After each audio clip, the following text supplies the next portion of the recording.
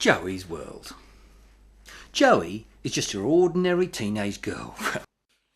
Maybe ordinary pushing it a bit. Ordinary teenagers don't generally have walk-in wardrobes the size of ordinary teenagers' bedrooms, ensuite bathrooms with their own steam rooms and 24-hour on-call maid service just in case they get the munchies in the middle of the night. Ordinary teenagers don't usually have their own Range Rover Evoque sitting on the drive either, with a personal chauffeur to do their bidding until they're old enough to drive the damn thing for themselves. But then, not every ordinary teenager has a footballer and a pop star for parents. In every other way though, Joey is just your average girl next door. She thinks like a teenager, she stresses like a teenager, and she has the same tenuous grasp on the world that she inhabits that you'd expect of your average teenager. So she's rich and she can have anything she wants. Well, so what? Money isn't everything, is it? Money can't buy you love, can it? Some great sage once said that, and it can't buy you a sense of identity either. It can't buy you fulfilment, and it doesn't buy you fame or hero status. Well, not in Joey's world it doesn't anyway.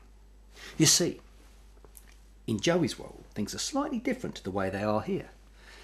It's still 2018, people still hate each other for having more melanin in their skin than others and for harbouring unprovable ideological leanings, but they're still throwing away more than half of all the food they buy each week in order to create room in the fridge to accommodate the next week's shopping.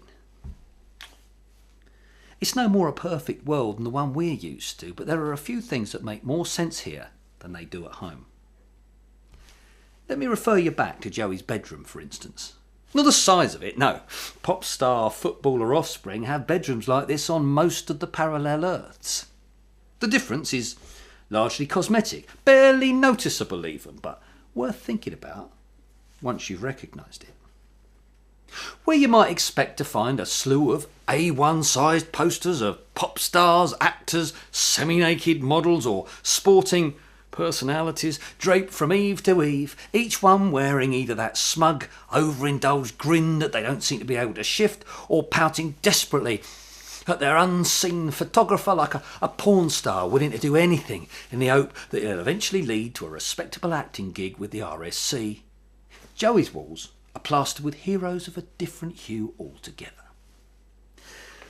For in this version of reality, although still stupendously rewarded for their peculiar talents or expertly honed skills, professionals of her parents' particular disciplines tend to be viewed in similar terms to the politician, the banker, the solicitor and the estate agent of ours. Wealthy people by dint of their trades, certainly, but ordinary and interchangeable nonetheless. In this world, hero status is measured against a different scale. Many a teenager in Joey's designer shoes will be happy simply to live the life of a landed socialite, that being the easiest option open to him. Joey, however, isn't content just to be rich. Joey wants to be respected too. She wants to be someone whom people make a beeline for at parties. She wants to see her name up in lights, to have perfumes and cul-de-sacs on gated estates named after her. She wants to see her picture on the front cover of Vogue magazine and have people writing novels under her name. She wants to stare down from the next generation's bedroom walls and inspire ordinary teenagers to go on to greater things. Yesterday, Joey told her mum what she wanted to be, but her mum merely laughed at her.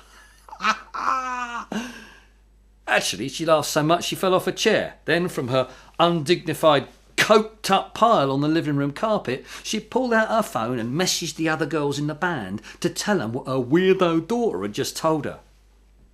Of course, they laughed too. Her dad had laughed as well when he got home from his match. Obviously, once he'd had the joke explained to him for the third time, using words of a maximum of 2 syllables, and her younger brother feigned hysterics at the news. All he wanted to do was to kick a ball about the park like his dad did, and he couldn't understand for the life of him why anyone from their background would want to do something difficult. It didn't make any sense to him. They had a cushy life, he and his sister. They wanted for nothing. They didn't have to do anything at all, ever, if they didn't want to. Or they could go wherever they liked and do whatever they pleased without fear of anybody recognising them and hassling them accordingly. And if they accidentally broke the law, then the rulers of the land, other anonymous rich people like themselves, would always be sympathetic toward their cause. It was the perfect life, according to Mile High, and he couldn't understand why Joe's dad's car, to use his sister's full name, would want anything else. So they think her ambition's funny, do they? Ha! She doesn't care. Let Miles rib her, she thinks. It just shows that she's brighter than him. That she's better than him. Better than all of them, in fact. Perhaps she tried to sell it to them from the wrong angle, she wonders now. Yes, the international fame and glory is an inspirational factor here, but it isn't the only reason that Joey wants to be a hero. She wants to do something worthwhile with her life. She wants to make a difference. Not just win a championship or sing on a record that you'll only ever truly appreciate when you're stuck between floors in a lift with the damn thing on a loop until the real heroes arrive to save you. You see, in Joey's world, hero status has to be earned. In the same way that the designers of mundane, everyday essential objects like washing machines and toasters are ignored in our world compared to the designer of, say, a leather handbag or a silk scarf, the artistic types here are not overly lauded for their indulgent outpourings. They still have their fans, of course, the people who consume their products and who have helped to make them rich, but like the billionaire owner of the record company or the football team that owns her father, they remain largely in the background. Here in Joey's world, kicking a ball past a bearded poseur in an Italian-cut kit, leaning artily against a goalpost whilst puffing on an electronic pipe is not considered heroic enough. Nor is strutting across a stage amid a sea fog of dry ice and strobe lighting to fake a sex act with a troupe of oiled-up, gold lame trunk-wearing, dancing boys. The heroes of Joey's world have to be exceptional.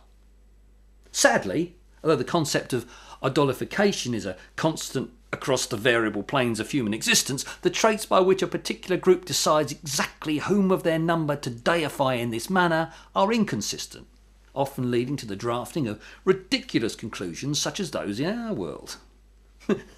In one parallel, it's the writers and the artists who are the heroes. The people who create things for the enjoyment of others, apparently out of thin air.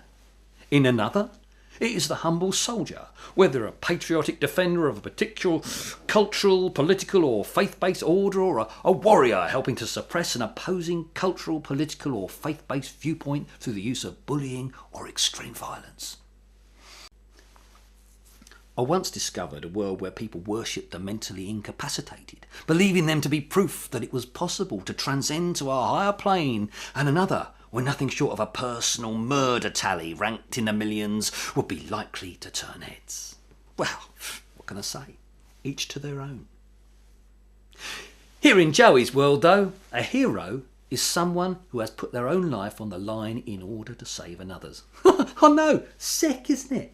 So, firemen, lifeboat crews, volunteer aid workers trying to heal those with life-threatening diseases, and possibly, to a lesser extent, extreme chefs.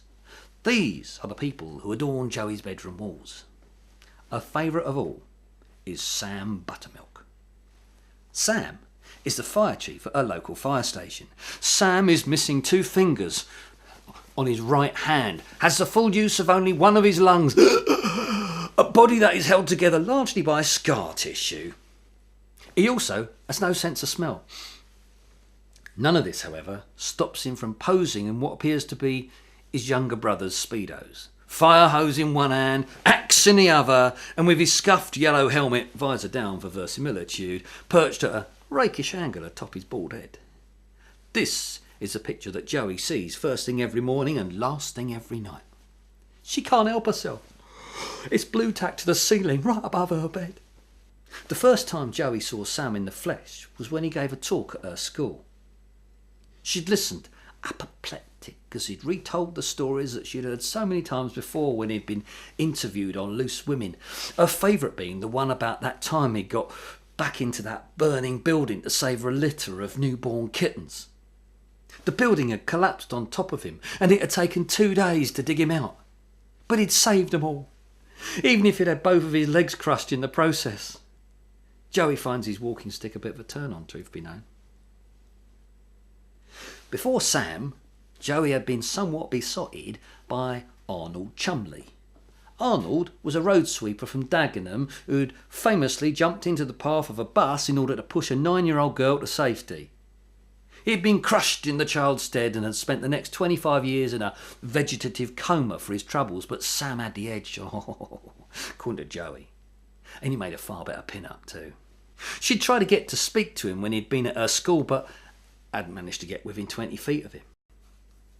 His PA had only allowed a brief autograph session before whisking him away. Apparently the Queen had wanted to knight him at midday. She'd hung around outside the fire station, naively hoping to catch him either on his way in or his way out, but as with everybody else of Sam's heroic high-profile status, the security was too tight for her to even get within shouting distance, as his chauffeur delivered and collected him for his daily shifts. So she'd written to him, asking for his advice, how best to go about following in his hallowed, heroic footsteps, but to no avail. She'd even managed to track down a physical address for his agent and had deposited a copy of her letter directly into the receptionist's uncalloused, unheroic hands, but it would seem Sam hadn't received that letter either. Joey's lying beneath him, staring up into his emerald green eyes and imagining him just a few feet lower. Ordinary teenage behaviour, I assure you, when the idea suddenly occurs to her.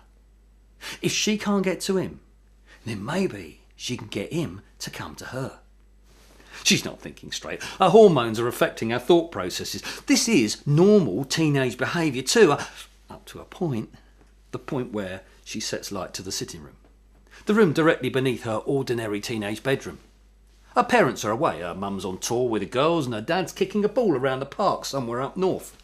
Her brother's home, probably out in the grounds somewhere, and the staff will all be over in the east wing at this point preparing their midday meal.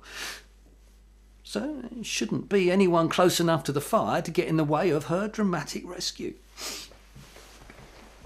She slips into her sexiest black undies and her white satin virgin in distress nightie and arranges herself on the bed in what she guesses to be a post-smoke inhalation pose, then dials 999 and faux coughs her way through a distress call before apparently fainting on the line. The smoke is drifting beneath her door as she hears the distant sirens breaking through. It's reached the edge of her bed before the crew have managed to buzz their way through the gates and onto the drive. Joey's hoping she'll still be awake when his ladder reaches the sill of her conveniently open window. She's actually feeling quite groggy now, not to mention warm. But she has every faith in Sam. He'll save her. He'll put his life on the line to pull an ordinary teenage girl from the raging inferno of her ordinary teenager's bedroom. After all, it's what real heroes do, right?